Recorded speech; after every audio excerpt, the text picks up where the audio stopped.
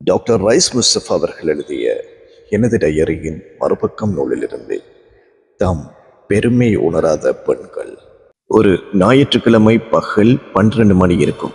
வாகனத்தில் சென்று கொண்டிருந்த போது செல்போனில் ஒரு அழைப்பு.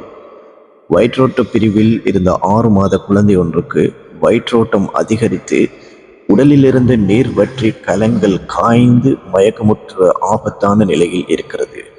உடனடியாக வந்து பார்க்குமாறு வந்தது அந்த அழைப்பு. குடும்பத்தோடு தனிப்பட்ட ஒரு பிரயாணம் மேற்கொண்டிருந்த நான் அதை பாதியில் நிறுத்திவிட்டு வைத்தியசாலை நோக்கி விரைந்தேன். நீங்கள் கேட்டுக்கொண்டிருப்பது ஜாயினர்ஸ் டுகெதர் வழங்கிக் கொண்டிருக்கும் டாக்டர் ரைஸ் முஸ்தபா அவர்கள் எழுதிய எனது டயரியின் மறுபக்கம் நூலிலிருந்து. எமது பதிவுகளை உடனுக்குடன் உங்கள் வாட்ஸ்அப்பில் பெற்றுக்கொள்ள 0713696851 என்ற இலக்கத்திற்கு புக் BOOK என டைப் செய்து அனுப்பி வைக்கவும்.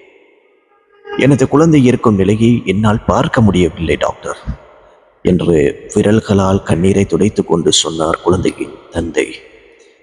தனது ஒரே ஒரு குழந்தையை இழந்துடுவோமோ என்ற பயம் அவரின் உதடுகளை பேச விடாமல் நடுங்க வைத்துக் கொண்டிருந்தது.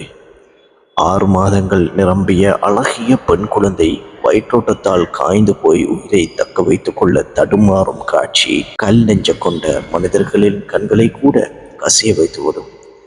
பாவம் அந்த தந்தை. எனது பிள்ளையை இந்த நிலையில் பார்க்க முடியாது டாக்டர், ஏதாவது செய்யுங்கள் என்று 2 வார்த்தைகள் தான் பேசினார்.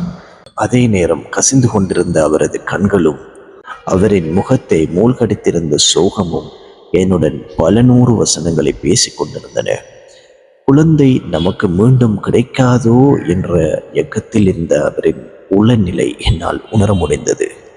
உடற்கலங்கள் எல்லாம் வயிற்றோட்டத்தால் காய்ந்து போய் ஆபத்தான நிலையில் இருந்த அந்த குழந்தைக்கு அவசரமாக சேலேனோடு இரத்தத்தின் திரவ பகுதியான பிளாஸ்மாவையும் மற்றும் சில திரவங்களையும் மருந்துகளையும் இரத்தத்தில் நேரடியாக ஊசி மூலம் ஏற்றி காய்ந்து போன கலங்களை ஈரமாக்கி குழந்தையை காப்பாற்ற முடியுமாக இருந்தது.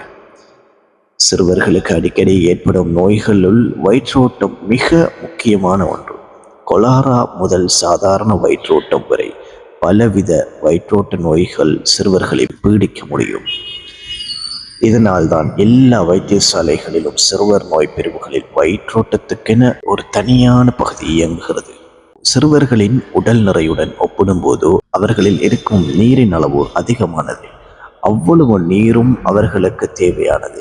எனவே வயிற்றோட்டம் ஏற்பட்டு சிறுவர்களில் நீரிழப்பு ஏற்பட்டால் அது அவர்களின் மரணத்தை கூட ஏற்படுத்த முடியும். வயிற்றோட்டம் ஏற்பட காரணம் நோய் கிருமிகள் குடலினுள் செல்வதுதான். அநேகமான சந்தர்ப்பங்களில் வைரஸும் உட்செல்லும். சில வேளைகளில் பாக்டீரியாக்களும் வயிற்றோட்டத்தை ஏற்படுத்தும். விசேடமாக பொட்டிப்பால் மில்க் பவுடர் அருந்தும் சிறுவர்களில் வயிற்றோட்ட நோய் அதிகம் ஏற்படுகிறது.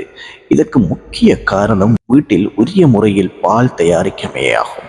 பொட்டிப்பாலிலும் பால் குடிக்கும் போத்தல்களிலும் கிருமிகள் இலகுவில் ஒட்டிக்கொள்ளும். அப்படி ஒட்டியிருக்கும் கிருமிகளை சாதாரணமாக போத்தல்களை கழுவுவதன் மூலமாகவோ அல்லது சுடுநீரில் போத்தல்களை கழுவுவதன் மூலமாகவோ அழித்துவிட முடியாது. தொடரும்.